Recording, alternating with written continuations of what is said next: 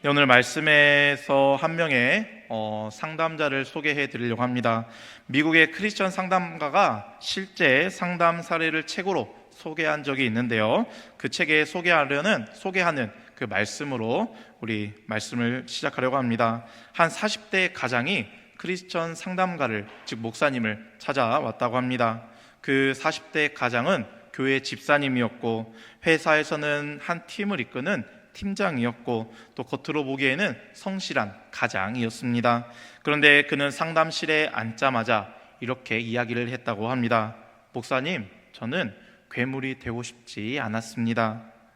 상담자가 그 말을 듣고 조용히 물었습니까? 무슨 일이 있었습니까? 그는 한참 자신의 삶을 되돌아보며 이렇게 이야기를 했다고 합니다. 그날 저는 퇴근하고 집에 돌아왔습니다. 몸은 지쳐 있었고 하루 동안 회사에서는 하루 종일 압박을 받으며 일하고 돌아왔습니다. 상사는 저에게 회의 시간에 공개적으로 이렇게 이야기를 했습니다. 팀장님, 다른 팀은 다 성과가 나오는데 왜 팀장님의 팀은 이렇게 성과가 나오지 않습니까? 사람들 앞에서 그렇게 비교를 당하며 하루를 보냈습니다. 그 말이 하루 종일 저의 머리에서 맴돌았습니다. 그리고는 퇴근해서 집에 왔습니다.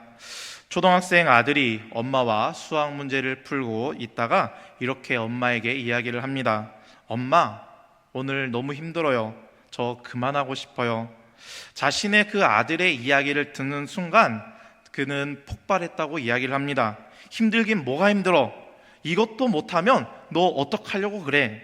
아이를 향해 소리를 질렀다라고 합니다. 아이는 울었고 자신의 아내는 아무 말 없이 아이를 방으로 데리고 갔다라고 합니다. 그는 거실에 혼자 남았습니다. 그 순간이 그렇게 오래 기억에 남는다라고 이야기를 합니다. 방문이 닫히는 소리, 아이의 그 억울하다는 듯한 울음소리, 그리고 거실에 혼자 숨쉬는 그 자신의 숨소리. 그는 이렇게 이야기를 했습니다. 저는 아이를 정말 사랑합니다. 저의 아들을 정말 사랑합니다.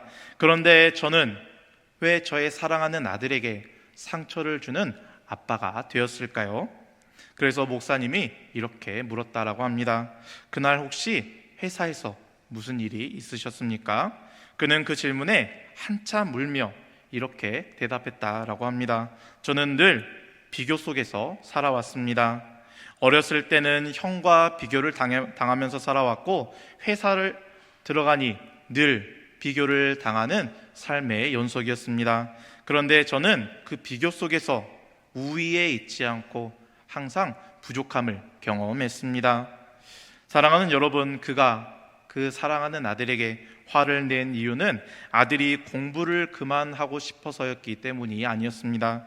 그의 마음 안에는 나는 부족하다, 나는 인정받지 못한다라는 그러한 음성이 계속해서 들려왔고 그러한 음성이 마음속에 가득 차 있었기 때문입니다. 그 아들, 공부를 하기 싫어하는 그 아들의 찡얼거리는 그 목소리는 그저 단 하나의 트리거가 되었을 뿐입니다. 심리학의 3대 거장 중인 알프레드 아들러는 이렇게 이야기를 합니다. 사람은 누구나 열등감을 느끼며 자라가게 된다. 누구나 느낀다라고 이야기를 합니다. 우리가 느끼는 열등감은 병도 아니고 비정상적인 것도 아닙니다. 모든 아이들 때부터 겪는 자연스럽고 우리 마음속에 누구나 겪는 자연스러운 그런 감정이다라는 것입니다. 우리는 어릴 때부터 약함을 경험하고 또 스스로를 비교를 경험합니다. 그리고는 내가 부족하다라는 것 또한 인지하게 됩니다. 그래서 아들러는 열등감은 잘못됨이 아니라 우리의 성장의 출발점이다라고 이야기를 합니다. 문제는 열등감 그 자체가 아니라 그것을 어떻게 다루느냐였습니다. 열등감을 건강하게 다루면 어떻게 됩니까? 우리는 노력하고 성장하게 됩니다. 하지만 열등감이 우리의 마음을 왜곡하게 되면 우리가 우월하기를 원하거나 또는 우리의 모습에서 공격적인 모습이 나오거나 또는 다른 사람을 지배하려고 하는 그런 지배욕으로 변질되는 모습으로 우리의 삶 속에서 나타나게 됩니다. 나는 부족하다라는 그러한 감정이, 그래서 내가 너를 눌러야겠다라는 그러한 행동으로 바뀌는 순간 우리의 삶에서 여러 관계들이 깨지게 되는 것을 경험하게 된다라는 것입니다. 다시 그 40대 가장의 이야기를 돌아가면 그 아빠는 특별히 나쁜 사람이 아니었습니다. 그는 단지 자극된 그 자신의 열등감으로 인해서 그것을 분노함으로 방어하고 있었던 것입니다.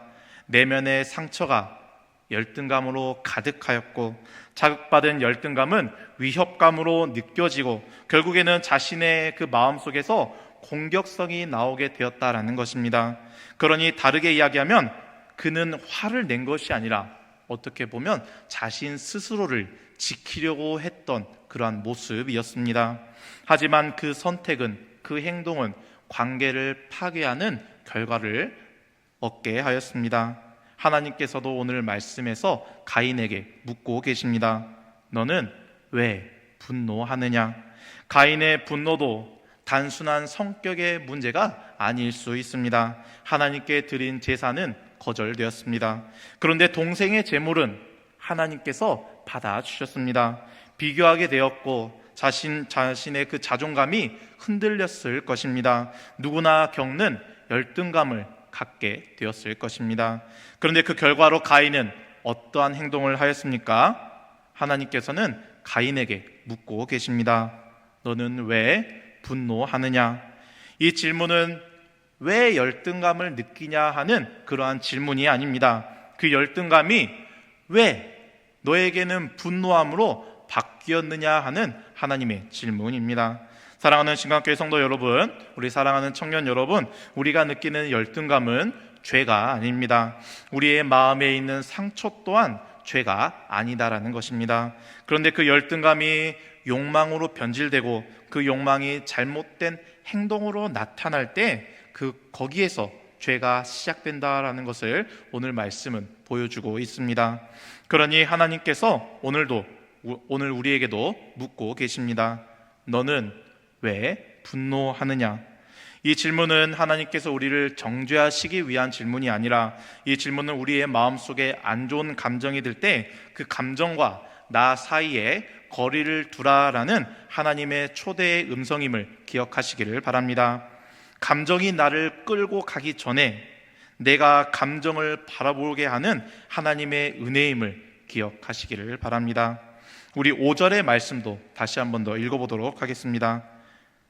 가인과 그의 제물은 받지 아니하신지라. 가인이 몹시 분하여 안색이 변하니. 가인은 분노했습니다. 안색이 변하였습니다. 여기서 우리는 분노 자체가 죄라고 단정할 수는 없습니다. 에베소서의 말씀을 보면 분을 내어도 죄를 짓지 말며라고 말씀합니다. 즉 우리의 분노는 자연스러운 감정일 수 있다라는 것입니다. 하지만 그러한 우리의 감정이 상처를 받으면 올라오게 되는 우리의 그 분함이, 우리의 억울함이 거기에서 우리의 행동까지 나타나게 하지 말라라는 하나님의 말씀입니다. 가인의 제사는 거절되었는데 아벨의 제사는 받아들여졌습니다. 그것을 바라보는 가인의 마음에는 아벨과 자신을 비교하게 되었고 그 비교의 자리에서 마음이 흔들리게 되었을 것입니다. 그러니 그 마음속에 있는 분노는 그 자체가 죄가 아니라 분노를 통해서 행하게 되는 그 모습이 바로 죄였다라는 것입니다. 하나님은 7절에서 분명하게 가인에게 아벨을 해치기 전에 이렇게 말씀하셨습니다. 죄가 문에 엎드려 너를 원하나 너는 죄를 다스릴지니라. 이 말씀은 무엇입니까? 감정은 올라올 수 있다라고 이야기를 합니다. 그러나 그 감정이 너를 지배하게 두지 말라라는 하나님의 음성입니다. 사랑하는 여러분, 오늘 요즘 시대는 감정을 어떻게 보면 우선시하는 그런 시대입니다. 너의 감정에 솔직해 보아라, 너의 감정을 억누르지 마라라고 이야기를 합니다. 그러나 오늘 말씀은 이렇게 이야기를 합니다. 솔직함은 중요하지만 우리 감정을 다스리는 것은 더 중요하다라는 것입니다. 왜 분노하냐라고 말씀하시는 하나님의 질문은 표면으로 드러나는 현상에 대한 문제가 아닌 너의 그 분노의 뿌리를 잘 살펴보아라 라는 하나님의 음성입니다. 가인의 분노의 뿌리가 무엇입니까? 상처일 수 있습니다. 또는 동생과 비교하면서 얻은 열등감일 수도 있습니다. 또는 인정받고 싶은, 하나님께 인정받고 싶은 그러한 인정 욕구일 수도 있습니다. 잠언은 이렇게 이야기를 합니다. 모는 지킬 만한 것 중에서 내 마음을 지키라. 생명의 근원이 이에서 남이니라. 문제는 환경이 아니라 우리의 마음인 줄로 믿습니다.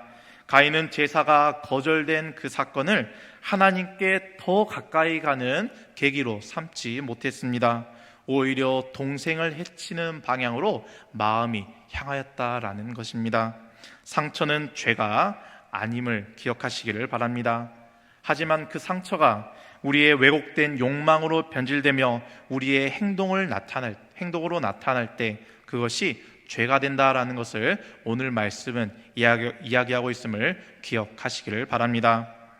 우리 8절 말씀도 다시 한 번 더 읽어보도록 하겠습니다. 가인이 그의 아우 아벨에게 말하고 그들이 들에 있을 때 가인이 그의 아우 아벨을 쳐 죽이니라. 아멘. 제가 앞에서도 말씀드렸듯이 하나님께서는 6절과 7절을 보면 분명하게 가인에게 경고의 말씀을 주셨습니다. 죄가 너를 원하나, 죄가 지금 너를 원하고 있지만 너는 그 죄를 다스릴지니라. 가인은 그러나 그 하나님의 음성을 듣고도 멈추지 못했던 것입니다. 우리는 여기에서 한 가지를 보게 됩니다. 우리의 죄는 갑자기 폭발하지 않는다라는 것입니다. 죄는 하나님의 말씀을 무시할 때 자라나게 되는 것입니다. 우리를 집어삼키기 위해서 우리가 하나님의 말씀을 바라보지 못하게, 하나님의 말씀을 듣지 못하게 하는 것이 바로 죄라는 것입니다. 하나님의 질문은 바로 은혜입니다. 그러나 그 질문을 거절하면 죄가 우리를 삼키게 되고 결국은 심판 앞에 서게 되는 것입니다. 오늘 우리에게도 질문이 있습니다. 그러한 삶의 질문들, 왜 그렇게 예민하니? 왜 그렇게 비교하고 있니? 왜 그렇게 쉽게 관계가 끊어지니? 이러한 질문은 우리를 향하여 우리를 공격하고 우리를 무너뜨리려는 질문이 아니라 우리를 살리려는 하나님의 음성임을 기억하시기를 바랍니다. 하나님은 가인에게 두 번째 질문을 하고 계시는데요, 우리 9절 말씀도 다시 한 번 더 읽어보도록 하겠습니다. 여호와께서 가인에게 이르시되 내 아우 아벨이 어디 있느냐?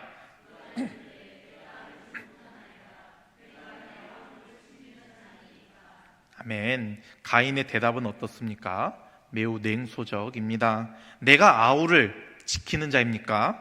이 말씀은 단순한 반항이 아닙니다. 하나님과의 관계를 파괴하는, 어떻게 보면 하나의 선언입니다. 분노는 결국 하나님과의 관계를 끊게 하고 스스로를 고립되게 만들게 됩니다. 죄는 관계를, 그렇게 우리 삶에서 경험하는 여러 관계들을 끊게 되는 경험으로 그런 방향으로 움직이게 된다는 것입니다.